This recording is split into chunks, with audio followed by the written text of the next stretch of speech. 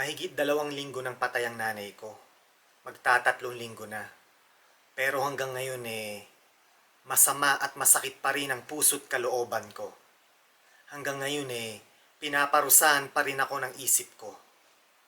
Hanggang ngayon hindi ko mawari at hindi ko matanggap na ang kinamatay ng nanay ko ay dahil sa kapabayaan. Dahil pinabayaan siya. Hindi ko pa rin mawari, hindi ko pa rin lubos maisip na namatay ang nanay ko dahil sa mga bed sores na humantong sa stage 4 na naging sanhi ng kanyang kamatayan. Alam niyo mga katoto, mas madali kong matatanggap na kung ang nanay ko ay nasa nursing home tapos napabayaan siya. Napabayaan siya ng mga caregivers na naging sanhi ng kanyang kamatayan nang dahil sa bed sores. Mas madali yung tanggapin para sa akin knowing the fact na ibang tao ang nag-alaga sa kanya. Hindi ka anak o hindi ka mag-anak. Ang mas masakit tanggapin ang mas mahirap tanggapin namatay ang nanay ko under sa pagkakalinga ng mga kapatid ko. Yun, mas masakit tanggapin yun para sa akin. Although hindi ko sinisisi mga kapatid ko, wala akong ibang sinisisi kundi ang sarili ko. Dahil malayo ako sa nanay ko. Ilang buwan akong malayo sa kanya. Hindi ko siya nakita, hindi ko siya napasyalan.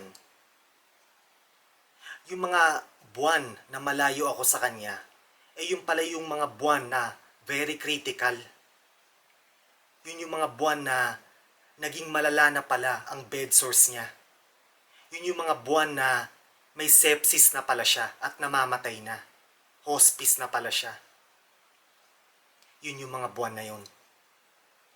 So ulitin ko, mas mahirap tanggapin at mas masakit tanggapin para sa akin na namatay ang nanay ko under sa pagkakalinga ng mga nakakabata kong kapatid. Pero alam nyo, hindi ako nagkulang Hindi ako nagkulang sa pagpapaalala at sa pagbibigay ng instructions na kung papaano hindi dapat magkaroon ng bed sores si nanay. Lagi kong pinapaalala sa kanila ang dangers ng pagkakaroon ng bed sores. Pero wala Naging ganun ang tadhana ng nanay ko.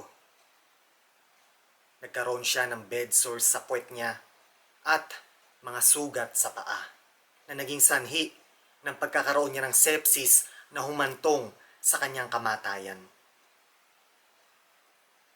Pero kagaya ng sinambit ko, wala naman akong ibang sinisisi kundi ang sarili ko dahil ako dapat ang nag-alaga sa nanay ko at hindi ibang tao. Hindi dapat yung mga kapatid kong nakakabata sa akin. Ako dapat mismo ang personal na naging caregiver ng nanay ko. Hindi mga kapatid ko, hindi ibang tao.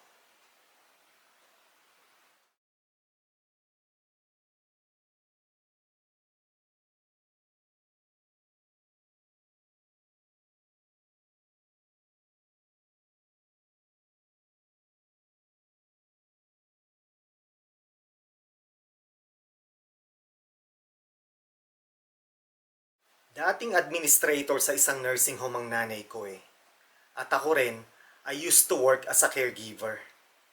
Kaya alam ng nanay ko at alam ko rin ang dangers na daladala ng pinabayaang bed sore o bed sores. Para sa akin, bago namatay ang nanay ko very unthinkable Very unthinkable na mamamatay siya sa bed sore. Sabi ko pa sa nanay ko noon, alam mo nanay, hindi ka mamamatay sa bed sore kasi hindi ka naman mapapabayaan. Kaya nakakakonsensya dahil ano nangyari. Namatay nga siya nang dahil sa bed sore. Namatay siya nang dahil sa pinabayaan o mga pinabayaang bed sores. Kaya nakakakonsensya nakaka-guilty. Kaya kayo mga katoto, huwag na huwag niyong pababayaan ang nanay niyo. Huwag na huwag niyong pababayaan ang mga magulang niyo. Huwag na huwag niyong hayaan na magkaroon ng bed sore ang nanay niyo, ang mga magulang niyo. Prevention is the key, mga katoto. wag niyong pabayaan na magkaroon sila ng bedsore. Okay?